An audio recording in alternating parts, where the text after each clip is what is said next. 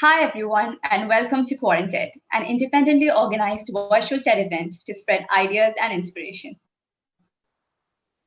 Today we have here with us a person who loves languages, and though not a native speaker, she holds Malayalam very close to her heart. It's Eliza Keyton, or EliKutty as she's popularly known. She has a YouTube and Instagram handle, Learn Malayalam with EliKutty, through which she introduces and teaches the language in the most creative and fun way possible. Welcome, ma'am, to QuaranTED. So apart from English and Malayalam, you do know quite a few other languages as well. How did this love for languages blossom?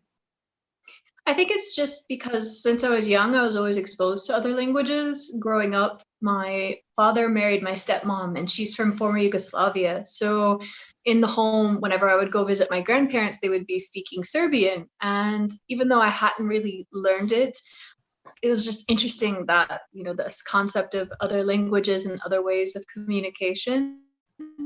And then when I got to high school, I studied Spanish as a part of our school curriculum. And then I could communicate with other people in my community, which was really great. I was working at the time, I could help people, and it was really neat to be able to now have a way to talk with more people. And then as I became an English teacher, I started to travel, and I figured it was just like a courtesy whenever you go to another place to try to at least learn a little bit of the local language. So when I was in Korea, I studied a bit of Korean. When I worked with a Japanese family, I studied a bit of Japanese. And when I moved to UAE, I thought I would be learning Arabic, and then I ended up meeting Arjun and started learning Malayalam instead. Nice. So among all this, which is your favorite language?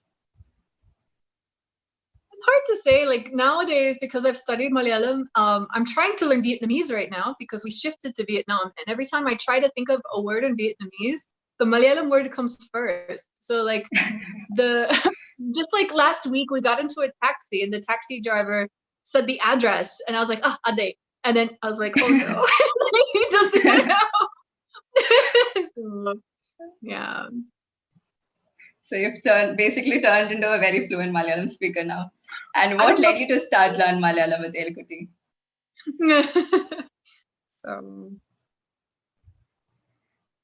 What led you to start Learn Malayalam with EliKutty? Well, I mean, it started off as just a studygram because there's not really many resources for many people to learn Malayalam from. There are a couple of YouTube channels and a few books here and there, but it was really hard to find something really comprehensive. So I thought if I started making notes and putting it on social media, I could get feedback from other people and maybe meet other people learning Malayalam. I had no idea it would turn out like it is now. I joke that it's a hobby that became self-aware. Oh, nice.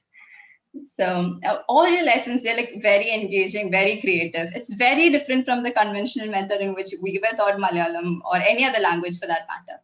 It's illustrated in the most creative and engaging way, and it's quite informative as well. Like it's easy to grasp. So what is the process that goes behind that?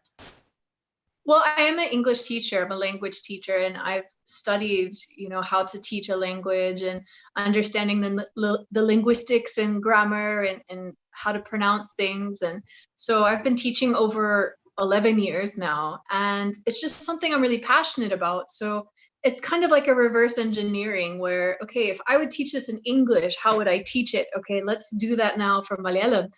Because we always update our English curriculum, but when was the last time that Malayalam was really updated anywhere, in the textbooks or anything? So. Okay. So you've learned so many languages. Have you come up with a shortcut to learn a new language? There's no shortcut. You just have to. Nothing. No, so many people ask me, like, I literally get questions like, how can I learn perfect Malayalam in 3 months? Or how long did it take for you to become fluent? Or, like, how many weeks does it take to get as good as you? And it's really, these are like very unfair questions because it's like saying, like, when can I master calculus 2? You don't just wake up one day and know how to do, equations. You have to practice it. You have to do it. And a lot of people forget that language learning is a process. And instead of trying to get to the end, we should just enjoy what the process is, because think about it. We spend how much of our time learning our first language growing up, right? Even by the time we get to KG, we still make grammar mistakes. We're still learning vocabulary all through university, even after school. So how can we suddenly just fast track a second language when we spent so much time learning our first? Was there any particular obstacle that you faced while trying to learn Malayalam? It's really a lot of mouth gymnastics. So, with English, you can be really lazy. You can not pronounce things very articulately. Like you can kind of keep your mouth closed and not pronounce it, but people can still understand what you're saying, right? But with Malayalam, you have to open your whole mouth, and in one word, your tongue is here, and then it's here, and then it's here, and my husband would tell me so many times, just open your mouth when you speak Malayalam because it takes everything. And so then you have to overdo it. So it's like I have to do it again and again and again. So that's also the pronunciation can be tricky in that way. And also the grammar, it's very much reversed to English. So a lot of times if I'm making a complicated sentence, it's like, so let me take what I want to say and then reverse the order of this and then reverse the order of that. And okay, now I've got it. So it takes a little bit of thinking when I want to try to have a more complicated thought. So you were born and brought up in the US, then you've been to Korea, then you relocated to UAE, you got married in Kerala, now you're in Vietnam. What were the major cultural changes that you experienced through all this? Oh my goodness. Well, I mean, when I went to Korea, I was just turning 21. So imagine when you're 21, that's like a really big time of your life, no matter where you are, right? So it's like you're going through your own personal development and you're going through your own, identity crises and these kinds of things. And then imagine that doing it in a place where, you don't know anybody, you have to make brand new friends, you don't speak the language, you've never had the food before. So, it's already challenging enough just existing as a 20-year-old. Then you mix that in with living in a completely different culture. But I think it's good in a way because it's made me a very independent person and very confident about the things that I do. But culturally, I think it's just sometimes I get very sensitive because now I moved to Vietnam and I'll ask people is it okay to wear this color to this event? Because in the past I've worn the wrong color to work or something like that. I've worn an all white outfit once and everybody thought that someone died in my family.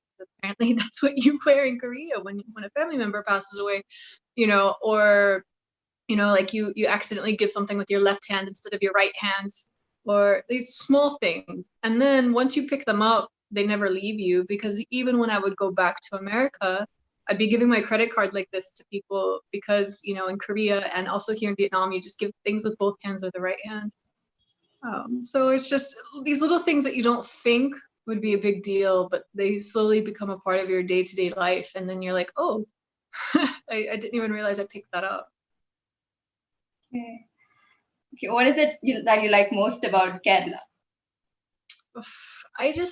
The pace of life, for me, coming from Dubai, visiting Kerala, just being able to go outside and enjoy the scenery and just the culture of having, the snacks and the chai outside and there's just, I don't know how to describe it, just the feel of the place. It's just, it feels very comfortable and people are very, welcoming, and you just, the sights and the smells and the food, it's just, it's very comfortable. And I do miss it, especially nowadays when I'm not able to travel so much. So everyone's always asking, when are you coming back to Kerala? And I'm like, COVID ayittu kondu kashtamai. So. Okay. How about something that you don't like something you dislike and you would like to see a change in here? Everybody's in your business all the time. You just meet someone on the street and then suddenly they want to know your whole life story. It's like, where are you from? What do you do? What's your job? What's your husband's job? Do you have any children? Why don't you have any children? And it's hello, sir, do I know you? Yeah, that takes a bit. You have to learn to smile and nod and, just be polite, but like you don't have to divulge so much information, but at the same time, you can't really be rude and cut someone off either. So it's just kind of like, oh, okay, thanks, have a nice day, kind of a thing. It can be really tough though. Okay. So you did say you like to travel a lot, and you must have and you have experienced various cultures. However, not a vast majority of people get to experience these cultures, and we're losing plenty of these. So what's your take on this? How do you think we can resolve this disappearance of cultures?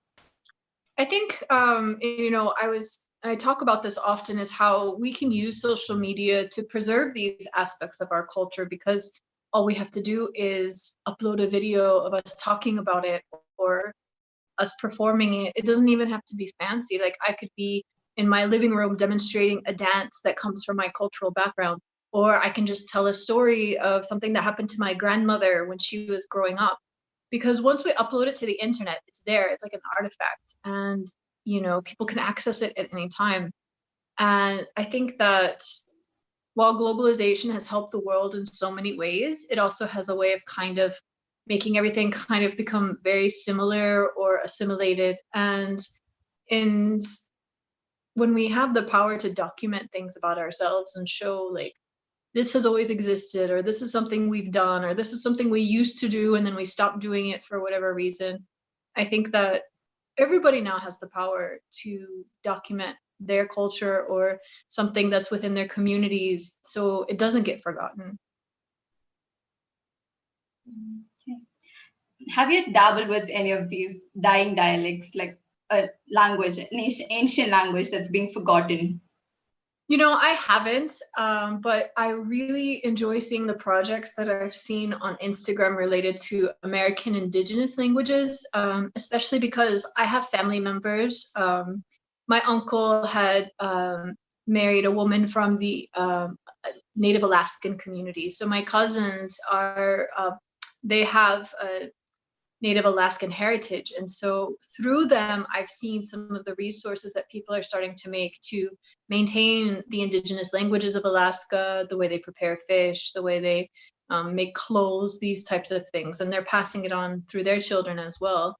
And yeah, I think that it would be really lovely to learn an indigenous language from the States, because, my ancestors came to America, through whatever means. And these are the original people, right? And so these are the things that have been around even longer. And to have them fade away is really a tragedy. So I think that there should be more to increase the awareness and the education of these indigenous languages. And I think in Kerala too, there's also a lot of like the tribal languages and, the other languages that they're like somewhat related to Malayalam, but they're older, or they're like from a different branch of Dravidian languages. And, if you go to Wayanad, you'll find groups of people that still speak those local languages. And it's really important to document and share and keep spreading it, to show that these exist, and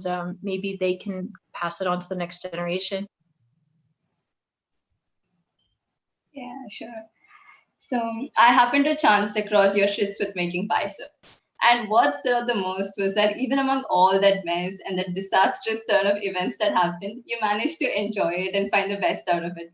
It's like finding the silver linings on the clouds. And it's something that we often forget to do, though it's quite important.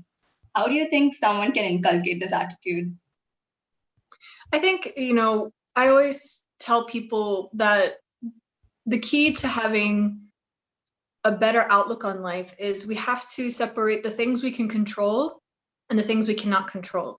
And as soon as we realize that there are things that we cannot control and we try not to focus on those as much, we're much happier. I mean, not everyone has the same situation, and of course it takes some level of privilege to enjoy that. But in general, if we can focus on the things we can control and the things we can take action on, and take action on it, I think that will help us see more of an optimistic view on things. It's like, okay, this is not going well, but actually I'm able to improve this. One example, I had a really difficult job back in 2013. And I knew I had to complete this year contract, and I knew I needed to finish the job and get a good referral for my next one. And I knew I couldn't quit because I would lose my visa status. And so what could I control? Okay, I can control my classroom. So I started decorating it how I wanted to. I can control what I do in the class. So I started learning ukulele and playing that for my students. You know, these small things seem like it's not a big deal, but the fact that I had something I could control, I couldn't control my workplace, I couldn't control my visa status, but I could at least control a few things around me. And that brought happiness into my day, and it made it more bearable, and I was able to get through the contract. So separation, that's what works here. Yeah. So, and this current isolated lifestyle, how has it affected you as a teacher? Can you repeat that, please? This isolated lifestyle, how has it affected you as a teacher? No classrooms to decorate, no kids to interact with. Well, I'm going to flex on you guys because Vietnam hasn't had a community case in over 65 days. So things here are quite normal. I feel very lucky. So I go to office as usual. I see my students as usual.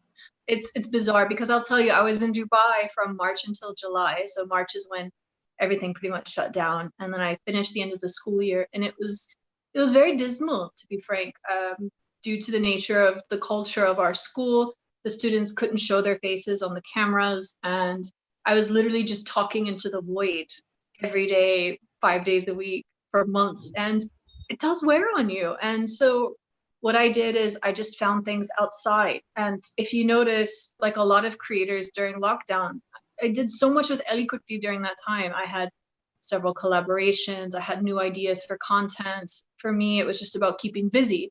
For some people, they relax by completely unplugging and chilling and separating themselves from everything. For me, I'm the kind of person where I relax by producing things.